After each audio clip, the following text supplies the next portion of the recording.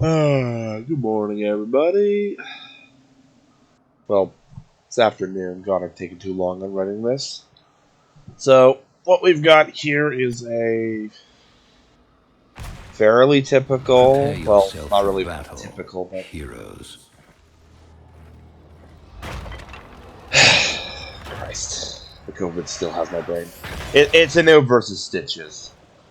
Now, normally, Anub'arak is heavily favored in Stitches because of two factors. Beetles, which can block Hook, The battle begins and in Cocoon, which 10 can seconds. completely negate Gorge, free the target early, and, also 5, trap the 4, Stitches. 3, 2, So, 1. post 10, we're looking for Stitches to try to Gorge Anub'arak, and look to do a frontline blow-up. Anub'arak's job in this kind of place is to simply negate what the Stitches does, along with all the other tank stuff. The best way you can play this match is to exploit their fundamental lack of peeling. Stitches has no hard CC aside from the hook, and to just face roll. The comp isn't perfect for that, but Chromie does have the adequate range to close the gap when the Anub'arak Greymane and Periscope. Ideally, this is very much a spear versus, I don't know, lasso. The comp, the metaphor just broke down. Fight! Oh yeah, and right side has no wave clear, so this is gonna be a macro clown fiesta.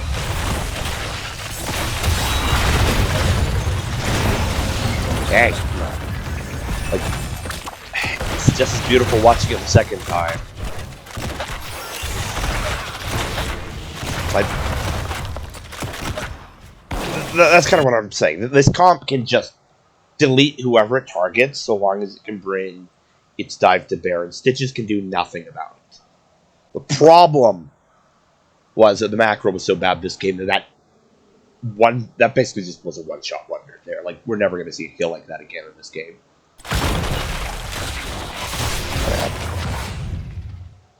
This bothers me a bit, because what's the key anyways?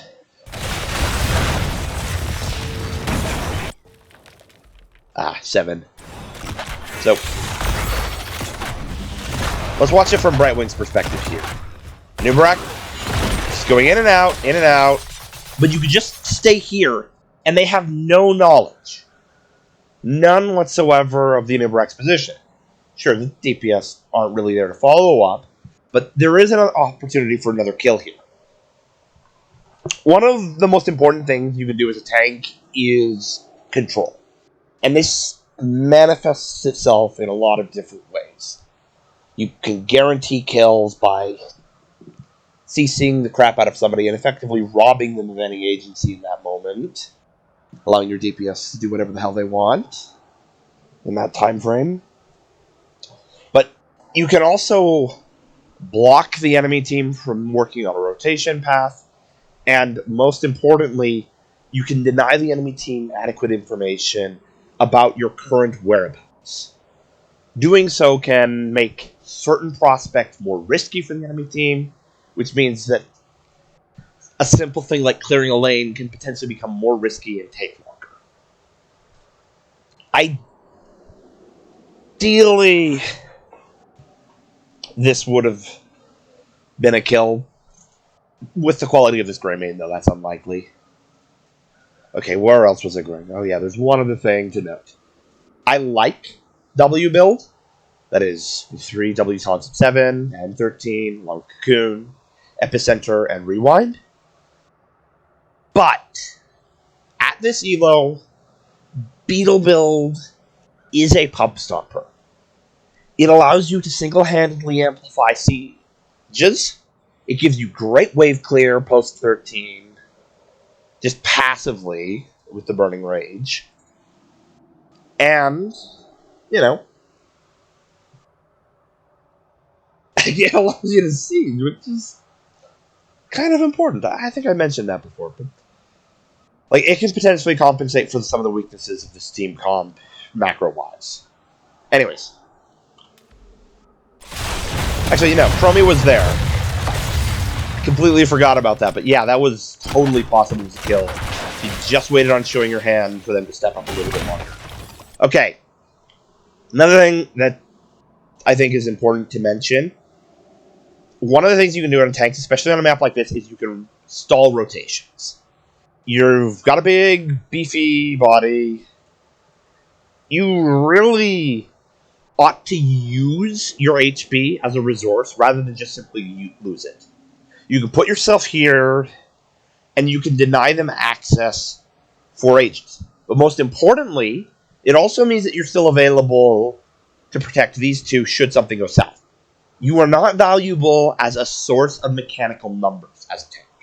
You are valuable for your ability to inflict losses or gains of control. You are not capable of killing champions outright, for the most part. Diablo, Burden, obvious exceptions. But you are capable of forcing the enemy to die when they don't want to, or preventing someone from dying when the enemy team wanted them to. So, again, your rotation here is a blunder, and it's also a missed opportunity. Like, this dude, you could be there healing. Morales doesn't have to blast everything. And more importantly, you'll still be clearing, you'll still be trading. And more importantly, this Thrall, when he goes down, doesn't get to go down, and whatever soak this Chromie gets doesn't get reciprocated by your team. Like, you're up now, technically, because of the kill, plus a little bit else, but, the advantage could have been pushed more here. Like, this could have just, half of it could have been not soaked, not picked up by this Thrall, if you were just around here. God, I hope my mouse is showing up on this recording, because otherwise it doesn't make any sense whatsoever.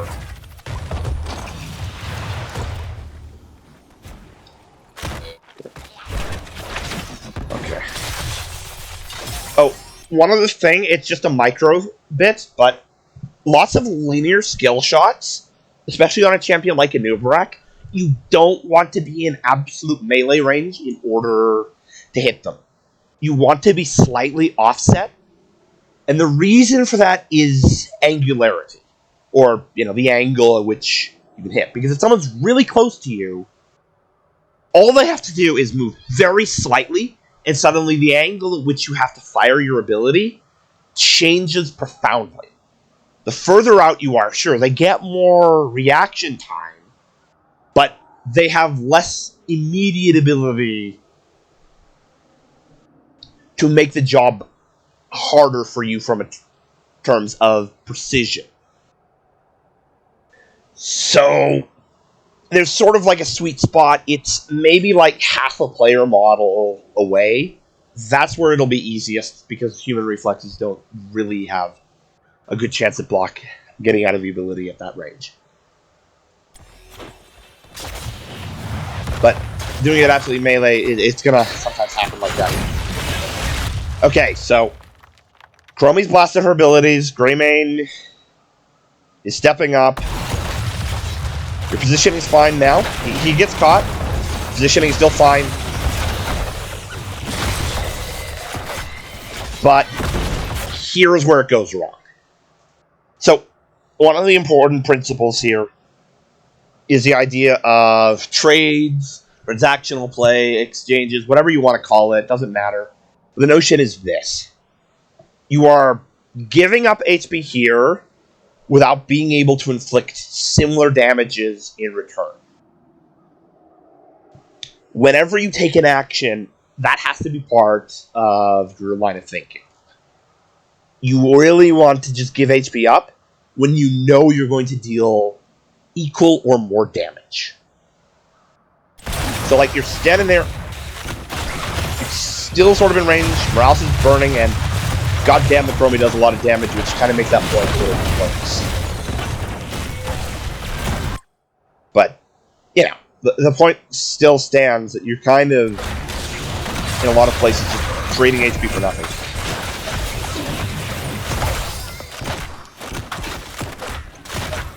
And ultimately, it doesn't matter, because Morales is an endless healing fountain, but it will later on. Like, this was just a small microcosm of what's to come. Now, what the heck is going on here? It's so freaking bad. Like, part of being a tank, again, sticking with that theme of control, is trying to direct people. Like, I'm pretty certain these guys are a 3-stack. I didn't confirm it. But these camps right here are the most important ones on the map. Like, if you take advantage of the bot fort in this map, you can use these to repeatedly besiege to the death zone, and most importantly, once this is down, you can always retake it. And it's really easy because you're a noob rack and you've got beetles. Like, even without beetle builds, you still should be able to siege this effectively with grading. So part of your job is to figure out the most effective ways to apply tempo and just stand and try to direct people in a way that they'll actually do it. The DPS may have all the numbers and mechanical crunching, but it's your job to direct and apply all of those numbers. Like, there's a reason why I think DPS as a role is really bad to carry. It's primarily because you're just numbers. Sure, enemies will make mistakes. You'll get kills every now and then. But if the enemies are playing coherently, you need a functional tank in order to apply your numbers. So, tangent aside, this camp should have been done like a minute, maybe 2 ago. Yeah, it's a minute and a half ago. Okay, here's...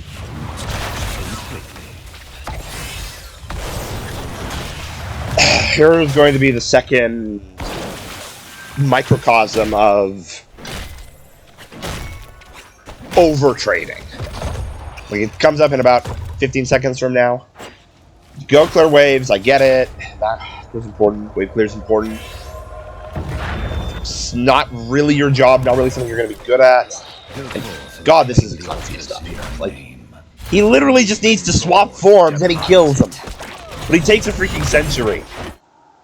And meanwhile, let's rewind here, because this is really unfortunate. You're stepping up.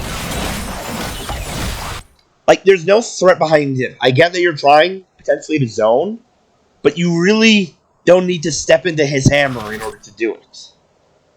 Like, the Chromie's a threat, and once the actual numbers behind your abilities are gone, and for that matter, once your abilities are gone, you need to play with similar caution to a DPS player. Like, the ideal position for you here would be sort of around where the Chromie clone is. Like, yeah, sure. You might want to be zoning. That might be the rationalization for why you're out this far. But, you know, they can just go through you. Because you don't have any tools of control. You don't have your crowd control, so you're not going to be able to zone. Oh, yeah, this is going to be important in a few seconds. I believe they get this eventually. You go through here. Yeah, so I'm going to end up rewinding it in a few seconds, but go through here, and I just want you to appreciate it from Stitch's perspective. Like, if he isn't watching here, he has no idea you're coming. Well, like, I remember back when we were talking about here with the Brightwing, where you're just sort of in this bush here. Same principle applies. Like, if they don't see it coming, they're not going to dodge, and they're going to be overextended and free kills. Unfortunately, you start trading for nothing. Like, you're not going to get this without them being able to stall you. You just burn so much HP while Thrall comes in on the flank and throws away your medic, pushes him back.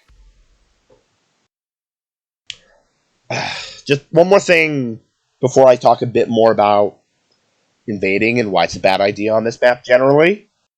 I just want you to appreciate that while this is really good, you do go through the center right here,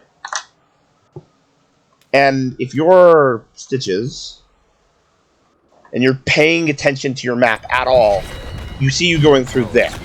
Like, you just show for about 2 seconds. At higher reloads, there's a good chance that might have informed him and he'll play much safer. I mean, he's out of position no matter what here. But this play only works because he's not paying attention. So let's look at the perspective of the medic. Like, she's dodging bullets here. Well, tanking bullets. From a lot of angles. While you're pushing up. So, invading on this map is a bad idea because you've got so many angles at which you can be attacked from. As a tank, your ability to control fights in this area is going to be really bad just by a function of the geometry of the map.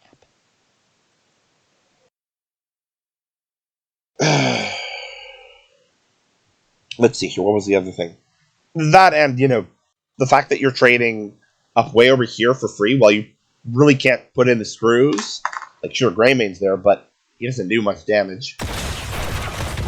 Like, they're just gonna kill you before you'll ever be able to kill them because there are so many threats. Like, this Thrall and the Li Ming are just making it hard, and there's nothing you can do about that because you can only cork up one of these bottles. There's more than you really can handle with that. So, all in all, one of the general themes that I noticed in this game is that you weren't conservative with your own HP. You allowed it to burn, and that often resulted in you just dropping too soon. It's only happened once proper at this point, but it will happen again. Let's see here. The altar is ours. There's another bit coming up here. I get it, it's tilting. These two really aren't where they need to be, and they're really not synergistic. Oh yeah, this is really tragic. Like, Brightwing's playing to the map, Li Ming's playing to it, and we're gonna have to talk about one other important thing. I don't know if pings just don't show up in replays. I believe they do. But this Greymane doesn't know you're looking for the Fenix. Like, it's obvious to me by the way you're moving from, like, 5 minutes into this replay, like 10 seconds before, but this Greymane is clueless, which means you have to telegraph what you're doing in a way that ensures that he's going to follow through. And a lot of that is in pinging. A lot of that is in communicating and getting people on the same play. It's about control again. Like, this is a good pick if the Greymane isn't brain dead and you're, substituting his gray matter with your own. Like, you have control. You have the ability to create spaces, force favorable exchanges, mitigate bad ones, but they have the numbers. So you really have to collaborate with DPS, and you really have to make them work for it. Right now, it's like someone's done a lobotomy or split brain surgery. Like, it's two halves of a component that just aren't working together, and that's a common theme for this whole game.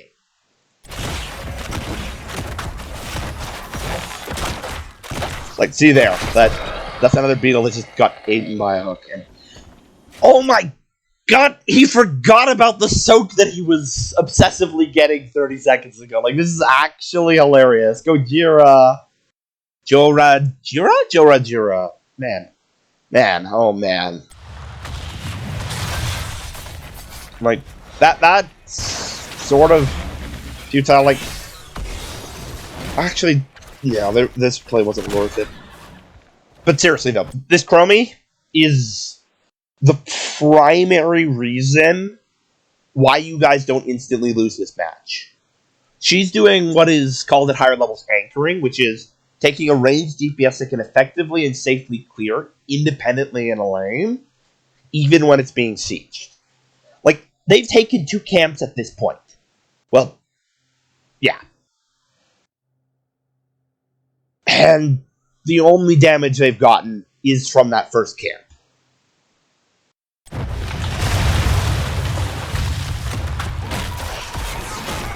Well, the bribe again. Oh yeah, one other thing to note. Watch the DPS rotations. He's going out to catch the soak. And the Chromie's going in. Again, 2 parts of the whole. In looking to do exchanges and looking to do picks, you have to pay attention for your DPS players, and you need to be ready to not do it the moment you realize your DPS are off being of one mind. Hey, Grayman, you finally got the soak. Because you burn some mana, and that's about it. I mentioned it in terms of HP before, but realistically, the resource you're running out of most of the time in this game is mana. Yeah. Oh yeah, this entire fight is so disgusting.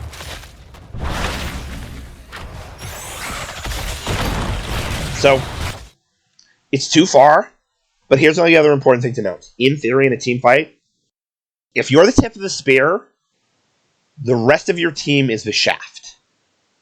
God, that is the wrong word to use. But the point in this horrible, innuendo-laden and somewhat wooden metaphor is that when the tip goes forward, the shaft has to follow. So, the rest of your team gets dragged forward, and, you know, it gets super close to the medic just dropping. That and the Stitches body blocks you like a freaking god. Like, this is freaking Smurf territory here. And, like, you get cut off, and because this troll eats 3 of them, that's the only reason you win this team fight. Like, I get it. You need to look for picks. You need to catch stuff. But you can't do it to the extent that it gives the enemy team more opportunities. Your job is to balance both getting picks effectively with minimal costs and giving the enemy team absolutely minimal possibilities to make good trades. And I am very much of the philosophy that you want to make sure the enemy team can't get good trades first before you look for good trades of your own. That's where I have the most success. I'm boring. I play Johanna, and I play May, and I sometimes play ETC when he's not F tier.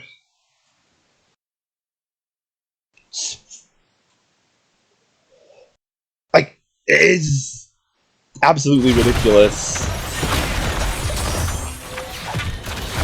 how much easier it is to punish bad engages and to wait for them to happen than it is to make good engages. If you can recognize what mistakes are, it's a lot easier to punish them than it is to do something right in the first place.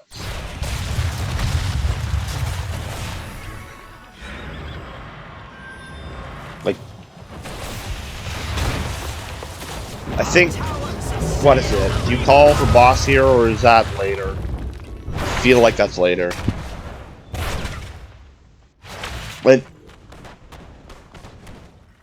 not necessarily. Like, the comment that someone has to be top isn't always necessarily true. The Imperius coming up gave you several kills, it gave you windows to breathe, and it gave you time to siege. Unfortunately, now it's lost on Greymane, so no damage has been done here. It is alright for your off lane to rotate down if the impact they have on team fights is greater than the loss they have on the marginal lanes. Like, losing a tower and a gate is 100% worth getting a couple of kills. At least at this stage. Oh, if you're wondering why my voice sounds like I got COVID, it's because I have COVID. Yay. Okay, time to learn about a critical skill. See where you're standing right there? That's where you're supposed to be standing. You're a tank. You're a glorified ward that sits in bushes. This is almost always the best position for a tank to be,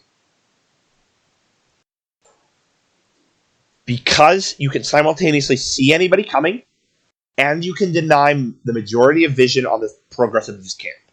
Your damage is marginal to the actual effectiveness. Like, look at that. Look at that. Wow.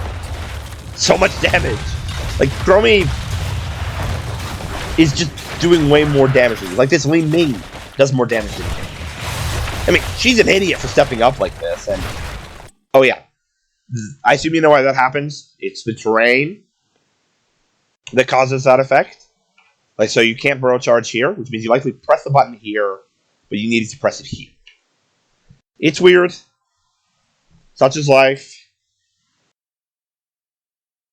It's important to note. Anyways, back to the point of anchoring. I kind of got distracted here. The point is, you can stand here and you can basically deny them entry from this point, unless it's the Phoenix or the Li Ming teleporting over. Both of which would be kind of empty to do if the Greymane and the Medic were actually here doing their job. Like, it is what it is. And, say it with me, don't cocoon kill targets. I may be patronizing here, I know, but especially in a Stitches game, you want to put people in cocoon who have some measure of control. Like, you want to put in healers who can mitigate active attacks, or you want to put in a tank so there's no longer front line, or you want to put in a flanking off laner. Like, there's a lot of good targets, but Li Ming is not, and almost never, the right target to hit with Cocoon. There are very niche cases, like a nano-boosted Li Ming, that are sometimes good to Cocoon. Another obvious example would be Mephisto. When he's pressing his shade, you can nullify his return and trap him right inside your team. Like, that is hilariously busted, and it ruins Mephisto players' days. But right here, all you've done is given her time to bring her cooldowns up, and I don't think your cooldowns come up in time. Well, no, it's like, it's super marginal. You can't even time it right. You can just press it desperately. Like, it's not great for you. And then, you know, so you can just teleport away. And, you know, he gets a free Gorgon for that. Like, if he had been smarter with it, maybe used a hook, he could have got them in here and they would have been gone. It meant that this next point would have to go to you.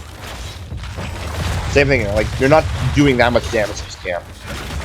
And the fact that they don't dive says more about their coordination. That was an odd burrow charge. I'm not going to question it. Yeah, this Imperius is Take the This Imperius is practically win trading. I think he has like 5 deaths by the end of this game. Now, where are we?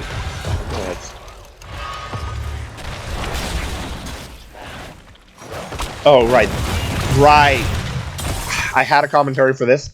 The Stitches should have died the moment you pressed your abilities. Like, we'll see it in a few seconds here, but like, every time you press crowd control, he should be blasting bullets.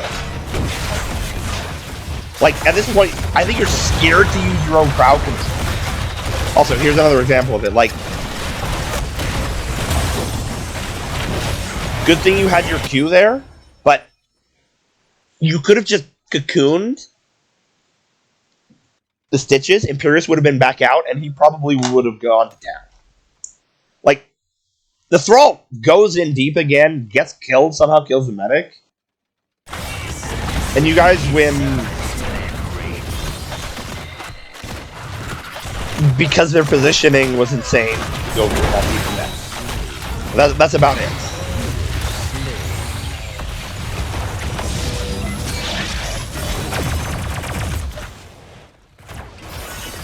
And then there's this. This is hilarious. Like,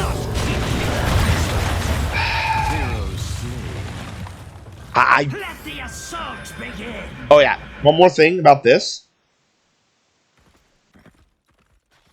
I am a bit sinful in this category in that I can be ambiguous in my language, but this Greymane, from the comment that you made, does not know you're talking about boss. Like, he's a little slow. I think we've established that. But unambiguous language is essential in order to make plays work. Like, it's something I'm not good at myself.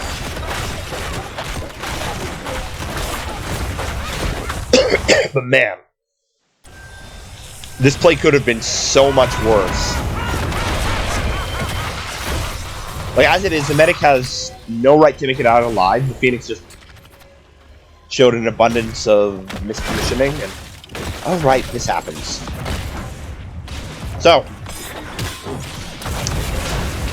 this is so dumb. On so many levels, it's so dumb. Hero slain. But it's your job to work with that. Yes, I understand you want soak. I understand that you want to play for the macro game, but preventing stupid deaths and babysitting idiots, controlling idiots and keeping them in check, is a huge part of being a tank. You have to be a babysitter in order to climb out of the low elo. You have to make sure that these idiots stay in line, because they will unironically go guns blazing into a 4v3. And then they'll say that they got dived. Like, you're going to see that in a few seconds. I mean, look at him. Look at him. He's about to claim that he got dived.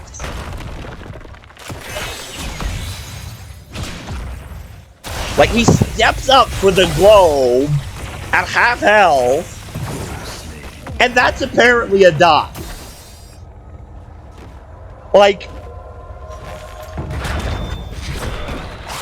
it's unironically sad. They had agency there. They didn't have to die. But it's your job to prevent it.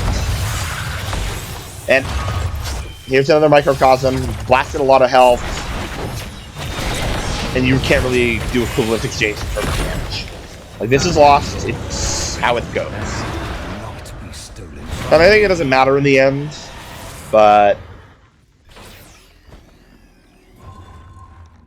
yeah.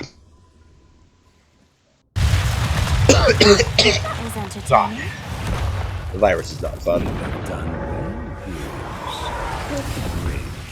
Anyways. So, conversation happens. So, here's another thing that you have to do when looking to create exchanges, look for dives. You need to be willing to cancel them if you see heavy damage dealing cooldowns get blasted. Because understand, This Chromie has demonstrated to you from like the first minute of the game that they can and will blow up your target if you set it up. But if they fired before you're ready to lay down CC, you have to wait. Going in and losing a lot of your HP and doing a little bit of exchanging really doesn't help anybody. Like, you unironically lost, I'd say, about twice as much HP there as you needed to. Because you were going back in and looking to trade. Like, he barely takes any damage. I mean, like, look at those little ticks, the Phoenix. He's barely lost what I think is about 300 damage. And you've lost, like, half of your HP. Then this fight happens. It's down 16. Oh, and I just want to rewind this again. Just a couple of details for team fights at this point. So, you could think of the way they're moving as a line of attack. A way that all of their damage is going to be coming from and going to. So, the attack vector, whatever you want to call it. So, one of the things you need to know as a tank, during the downtime when you don't have cooldowns, is that you want to run parallel to that line. There's no sense in you losing HP when you could use it later. Like, this Imperius is going to take damage no matter what you do. There's no reason for you to walk perpendicular to him and be in the line of fire as well. Like, in this moment, you slow him down, he takes a little bit more damage, it's hard to calculate how much more, and you also burn a little bit of HP. Another thing that's important to note is that you almost walk in a straight line for like 5 seconds. Predictability is the bane of your existence as a tank. If you're telegraphing stuff, people will punish you for it. If you effectively give the enemy team some measure of control over you, they will use it, they will read you, and they will take you out.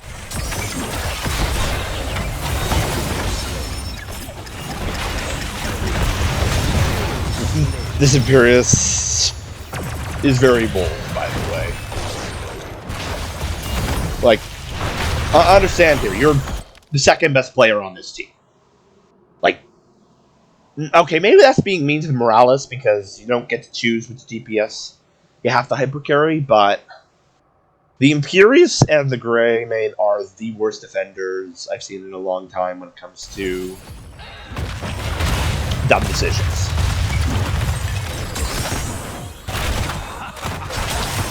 It's also important to note at this time that the disadvantage in macro is really showing. Like, what is it? 9 kills to 10? But look at the difference. A lot of this is because Imperius is shite at wave clear. His build is kind of stupid, and, you know, you could rail on it. But I think that's pointless. I mentioned Beetle build before. I think it might have suited your decision-making better this game. Just because it would have allowed you to push more independently and, you know, clear waves a little bit faster post 13. Like, at this stage, Chromie's had to do a lot, and there are just limits to what she can do. I believe there's a good pick attempt here, but As a rising heroes, do get ready. Just doesn't work. Oh yeah, remember what I was saying about vision? He knows you're here. If you had rotated through here, all the way through here, you could have potentially flanked him out from here, or you could have gone in here. Again, you should have communicated that with the Greymane, but it was totally possible to kill him at this stage. Minimizing... Oh, right. So you're going for another kill right now, but watch this just for a second. This is what happens when you cocoon the stitches. The person comes out instantly. This hasn't happened yet. It's unfortunate. I don't know if the kill attempt right here, when the Imperius got cocooned, whether you intended to cocoon the person right beside him or these stitches, but just to let you know, you can free people to have total action quite easily. So, like, understand. You miss. His teleport was kind of silly. Like, I think you were looking and expecting him to move in a pattern. He didn't. But here's the thing. He saw you coming. He can predict your course of action. And then he's not going to move in the way that you're expecting. If you would say come from here, like right below the wall, just beside the bush, and pressed E over the wall from a place without vision, like what you did to the stitches, it's very realistic that he would have ate your E and died. Vision control matters. It fundamentally alters how players can play the game. Also, this Greymane really should be able to get the kill with his Q, but he doesn't. Like, let's just rewatch this, shall we? It's off cooldown! Like, holy crap! See, this is why you have to be better than your idiots, because you gotta compensate for their stupid. Also, real talk about this, but you probably could have just stalled it out with your Q here. You don't have to tank the hammer from Thrall. Because this means when there's going to be a fight next, you're going to have less health to use.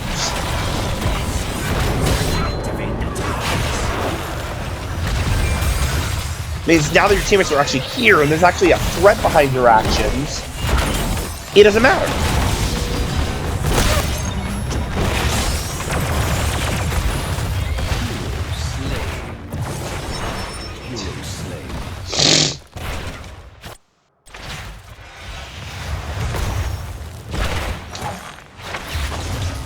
I think she dies in a bit.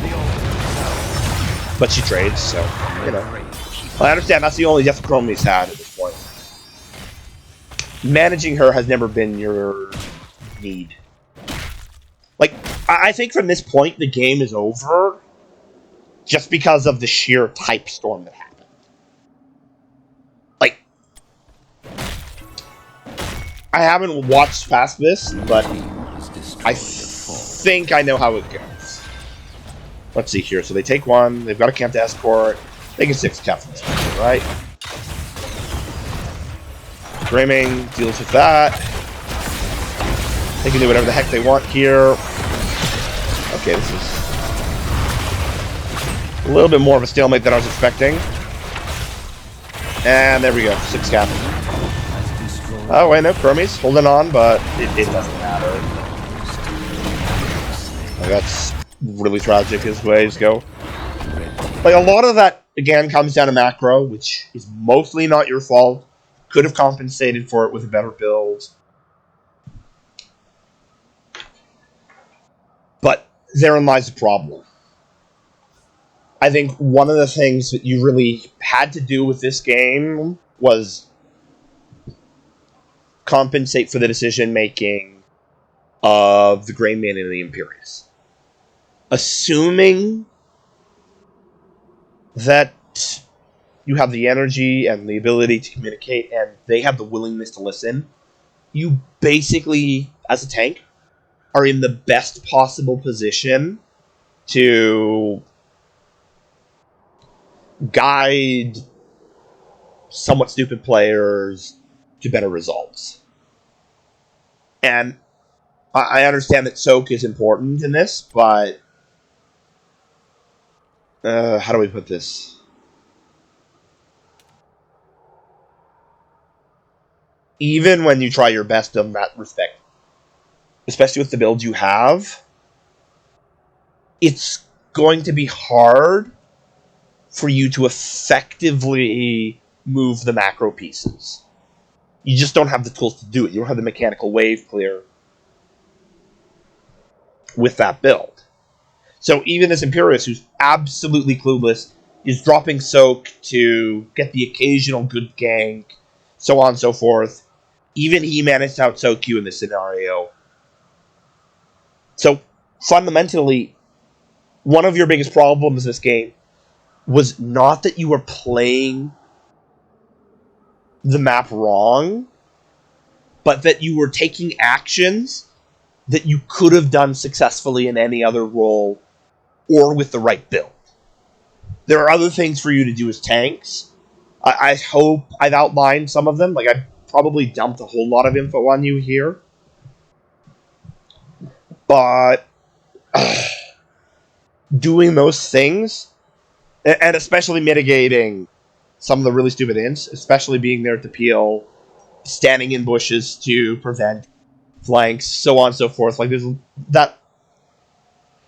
Those things you potentially could have done, and the soak that you would have lost to do them would have been comparatively irrelevant. God, that was really long-winded, that last bit. Anyways, I hope that you're still listening. I hope that this has not been distressing or frustrating. I hope that I've done a good job of explaining some concepts, and hope you have a good Christmas or holidays, whichever suits your boat.